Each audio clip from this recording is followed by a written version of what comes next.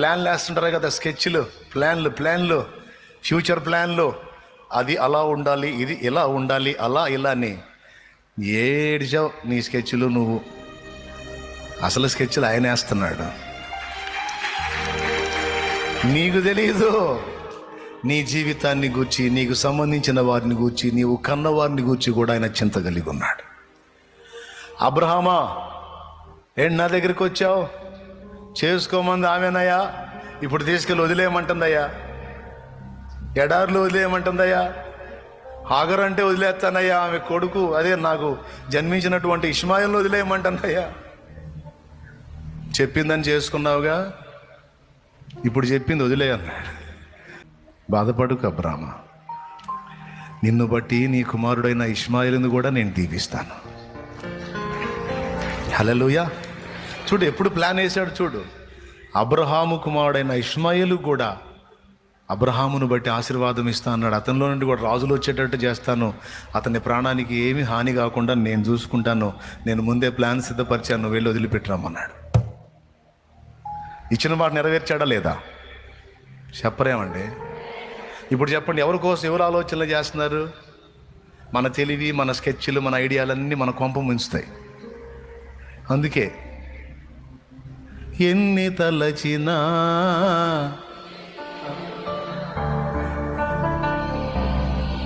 ఎందుకేంది ఏం పడావు? జరిగేది అవునా? పోయిన ఆదివారం చర్చికి రాని వాళ్ళు ఎవరో చేతులు ఎత్తండి, అబద్ధాలు ఆడకుండా. పోయిన ఆదివారం నేను రాలేదని అన్నోళ్ళు చేతులు ఎత్తండి. ఇంతమంది చేతులు ఎత్తారే. ఇప్పుడు పాడు. ఎన్ని జరిగినా, ఏది అడిగినా జరిగేది నీ చిత్తమా ఆయన చిత్తమా? ఆయన చిత్తం అయితే నువ్వు చర్చిలో ఉండాలిగా.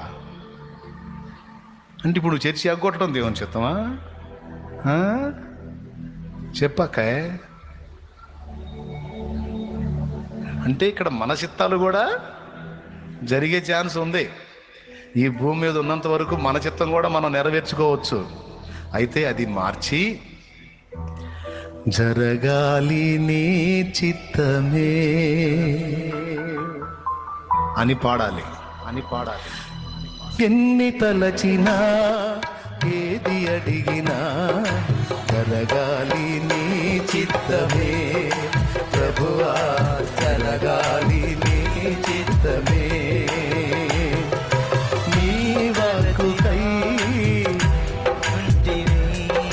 నా ప్రార్థన ఆలకించుమా ప్రభువా, ప్రార్థన ఆలకించుమా.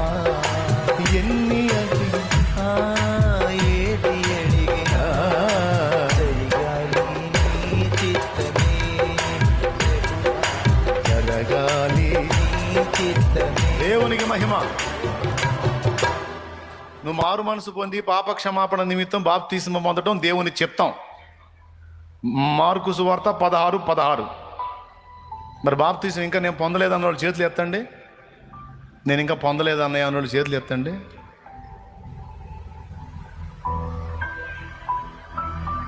ఈ దరి మొదలు పెట్టుకొని ఆ దరి వరకు చాలా చేతులు లేచినాయి. మరి ఇప్పుడు చెప్తున్నాను నేను, నువ్వు బాప్తిస్మం పొందకుండా ఉండటం దేవుని చిత్తమా, పొందటం దేవుని చిత్తమా? పొందటం దేవుని చిత్తం. మరి ఎందుకని నువ్వు పొందలా? అంటే దేవుడి చిత్తం చేయట్లే, నీ చిత్తమే నెరవేర్చుకుంటున్నావు. మరి నువ్వు పాపివి, పాపాలలోనే నువ్వు చనిపోతే నరకానికి వెళ్తావు. నువ్వు కూడా లెగుస్తావు పునరుద్ధానంలో. అయితే మొదటి దానిలో లేవవు, రెండో పునరుద్ధానంలో లెగుస్తావు. అది తీర్పు, నరకం. మరి ఎట్లా నువ్వు? అందులోంచి నిన్ను తప్పించడానికే కదా శిలువ మీదకి వచ్చి చిత్రవదన అనుభవించింది. అరే ఇంత దారుణంగా నీ కోసం శ్రమపడి ప్రాణం పెట్టి బలియాగమయ్యి నీ కోసం ఇంత యాతనను అనుభవించి ఉచితంగా ఇచ్చే రక్షణ యేసు నా ప్రభువుని ఒప్పుకొని ఇక పాత జీవితపు పాపాల జోలికి నేను వెళ్ళను, ఆ వ్యర్థమైన ఆరాధన జోలికి నేను వెళ్ళను, యేసే నా రక్షకుడు, యేసే నా దిక్కని ఒప్పుకొని నీళ్లలో మునిగి బాప్తిస్మం పొందమని, ఉచిత రక్షణ, పైసా ఖర్చు లేదు, ఒంటికి చాకిరి లేదు. అద్భుతమైన అవకాశం ఇస్తే పొందకుండా నువ్వు జరిగేది నీ చిత్తమే అని పాడతా. అచ్చా హే ఎట్ట నీ చిత్తం? ఇప్పుడు నీ చిత్తం చేసుకుంటున్నావు నువ్వు రక్షణ పొందకుండా. దైవ చిత్తం నువ్వు రక్షణ పొందాలి. ఇందాక చెప్పినటువంటి మహిమ శరీరాన్ని నువ్వు కూడా ధరించుకోవాలి. ఇందాక చెప్పినటువంటి నిత్య జీవాన్ని నీవు సైతం స్వతంత్రించుకోవాలి. కానీ కొంతమంది నిర్లక్ష్యం చేస్తారు. తెలియక కాదు, తెలిసి ఏవేవో లింకులు పెట్టుకొని ఏవేవో అడ్డంకులు చెప్పుకుంటా ఆగిపోతున్నారు. ఎంతకాలం దేవుడిచ్చిన సువర్ణ అవకాశం కోల్పోతే ఏమో ఏ క్షణాన నీ ఊపిరి దేవుడు తీసుకుంటాడో తెలియదు. ఒకవేళ పిలుపు అందుకుంటే ఆయన లేచిన ప్రకారం నిన్ను కూడా లేపాలి అంటే నీవు ఆయనతో పాటు పాతి పెట్టబడిన అనుభవాలు, అంటే బాప్తిస్మపు అనుభవంలోనికి నువ్వు రావాలి. నువ్వు బాప్తిస్మపు అనుభవంలోనికి వచ్చినప్పుడు నీ పాపాలన్నీ సిలువ మీద ఉన్న యేసు మీదకి వెళ్ళిపోతాయి. నువ్వు బయటపడిపోతావు. లేకపోతే నీ నెత్తినే ఉంటాయి. రాబోతున్న నరకాగ్ని తప్పించుకోలేవు. గుర్తుపెట్టుకోండి ప్రియులారా, పరిశుద్ధులను త్రిత్వంగానే లేపుతాడు, పాపులను కూడా త్రిత్వంగానే లేపుతాడు. అంటే ప్రాణ ఆత్మ శరీరాలుగా పరిశుద్ధుల్ని లేపుతాడు, ప్రాణ ఆత్మ శరీరంతో పాపుల్ని కూడా లేపుతాడు. కానీ పరిశుద్ధుల్ని లేపేది ఎందుకో తెలుసా? పరలోక రాజ్యములో యుగ యుగాలు నిత్య సంతోషం పొందటానికి. పాపుల్ని లేపేది ఎందుకో తెలుసా? నిత్య నరకాగ్నికి. వాళ్ళకైనా వీళ్ళకైనా శరీరంతోనే లేపుతాడు, శరీరం లేకుండా వదిలిపెట్టడు. అర్థమైందా? కాబట్టి ఇప్పుడు చెప్పండి, నీ చిత్తం నెరవేర్చుకునే ఛాన్స్ ఉంది. కానీ నీ చిత్తాన్ని కూడా తీసుకొచ్చి దేవుని చిత్తానికి అప్పచెప్పటమే క్రైస్తవ జీవితం. మన ఇష్టాన్ని తీసుకొచ్చి ప్రభు చేతికి అప్పగించి, నా ఇష్టమిదిగో ఇది నీ ఇష్టముగా చేయ, నా ఇష్టమిక గాదది. బా, ఏమి సమర్పణ! నా ఇష్టాన్ని, నా చిత్తాన్ని తెచ్చి ఇదిగో నీ చేతుల్లో పెడుతున్నా. ఇక నా ఇష్టం ఏమి లేదు, నీ ఇష్టమే జరగాలి. తనువు నాదిదిగో గై కొనుమియో ప్రభువాని పనికి ప్రతిష్ఠించుమి. తనువు నాదిదిగో గై కొనుమియో ప్రభువాని పనికి ప్రతిష్ఠించుమి. దినములు క్షణములు తీసి కొని అవి నీదు వినతింద్రవహింపజేయను శక్తి నీయుమి. తనువు నాదిదిగో కై కొనుమియో ప్రభువాని పనికి ప్రతిష్ఠించుమి. ఆ పాటలో అంటాడు, నా ఇష్టం ఇదిగో తీసుకొని ఇది నీ ఇష్టంగా చేయి. నా ఇష్టం ఏది నెరవేరనియొద్దు, నా లైఫ్ మొత్తంలో పూర్తిగా నీ ఇష్టమే నెరవేరాలి. ఎందుకంటే నా గురించి నాకంటే మంచిగా ఆలోచించేది నువ్వే. అది నేను నమ్ముతున్నా యేసయ్యా. నా గురించి నాకంటే ఎక్కువ చింతపడేది నువ్వే.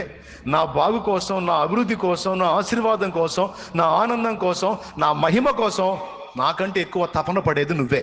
నాకు తెలుసు ఆ సంగతి. అందుకే నా చిత్తం జరగనియొద్దని ప్రార్థన చేస్తున్నా. ఏదైనా నా లైఫ్లో నీ ఇష్టం, నీ చిత్తమే జరగనీయమని ప్రార్థన చేస్తున్నా. ఎంతమంది అంగీకరిస్తున్నారు?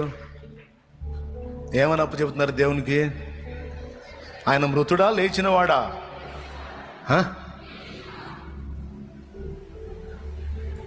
చావును గెలిచి లేచినవాడా? Praise the lord.